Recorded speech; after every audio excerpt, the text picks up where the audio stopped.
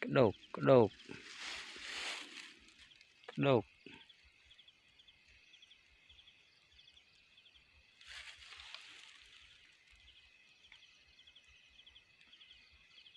tê hia này chơi tê hia này chơi tê hia này hả đó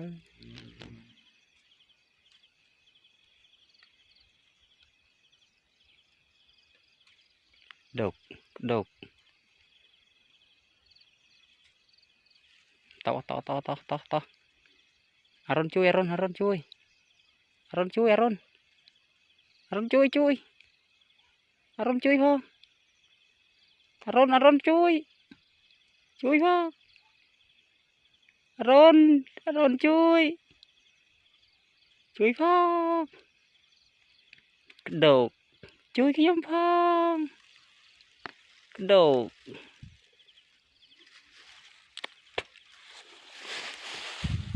mà bọn nhảy pel về lia bà nhảy tích này này đục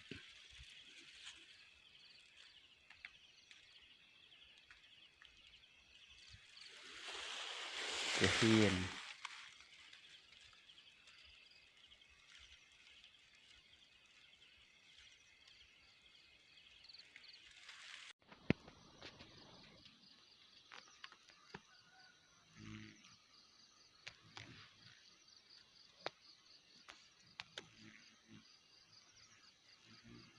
này mơ về xì lạc trâu những rạch vào lên rồi okay.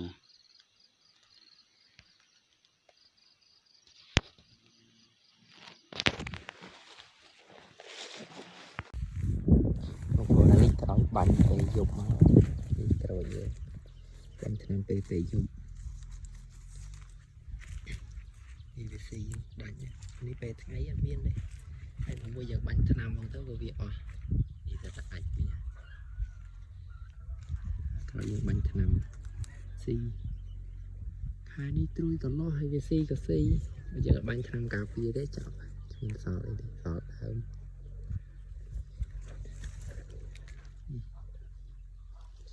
bây giờ bánh thằng rất ngọt à đi tam đây nhưng đi khơi video nó bay dục chẳng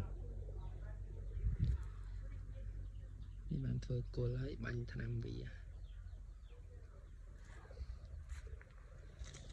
miên này đây là bánh thằng là bánh thằng chắc nó còn miên về ngay cái miên này miên mít rất là sạch gì như vậy là hình trâu bánh thằng này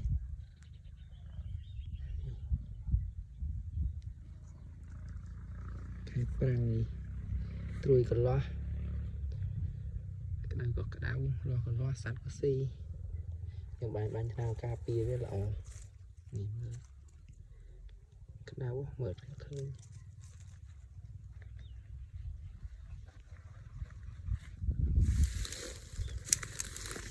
cày